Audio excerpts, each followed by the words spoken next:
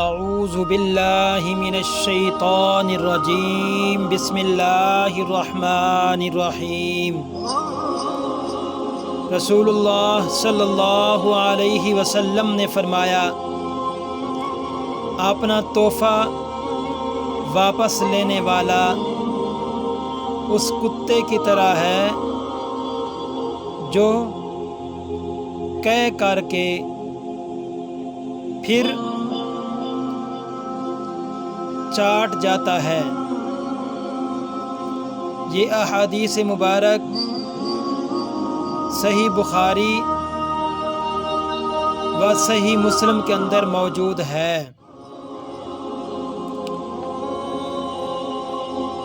رسول اللہ صلی اللہ علیہ وسلم نے توبہ کی فضیلت بیان کرتے ہوئے فرمایا، اللہ تعالی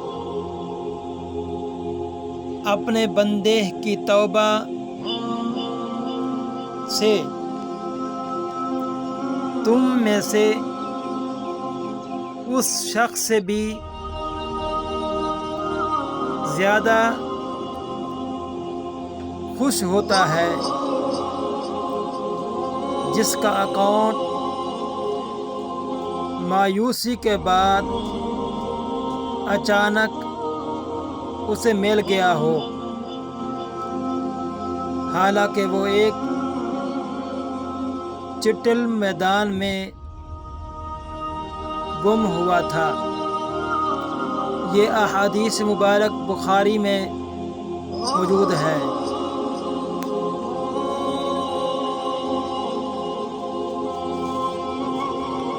رسول اللہ صلی اللہ علیہ وسلم نے کتنی ہی پیاری بات فرمائی۔ رسول اللہ صلی اللہ علیہ وسلم نے فرمایا، جب کوئی شخص اپنی بیٹی کی شادی کرنا چاہے تو اس سے اجازت لے لے۔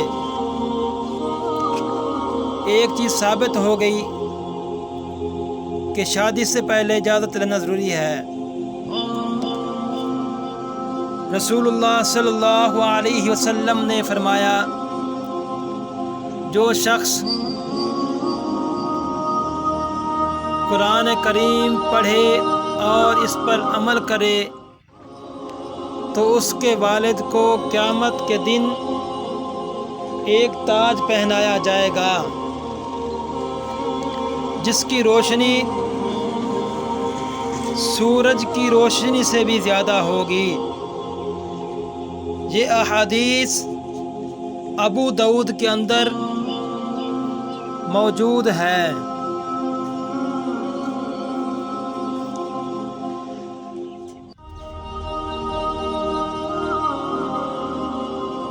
رسول اللہ صلی اللہ علیہ وسلم نے فرمایا،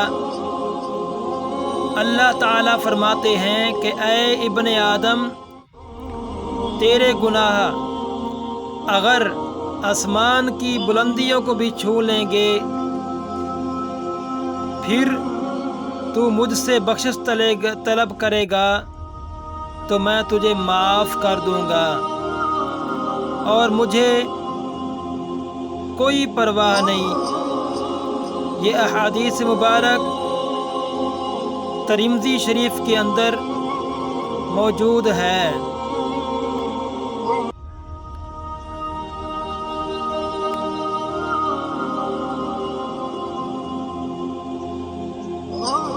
رسول اللہ صلی اللہ علیہ وسلم نے فرمایا، جو لوگ جاندار کی تصویریں بناتے ہیں انہیں قیامت کے دن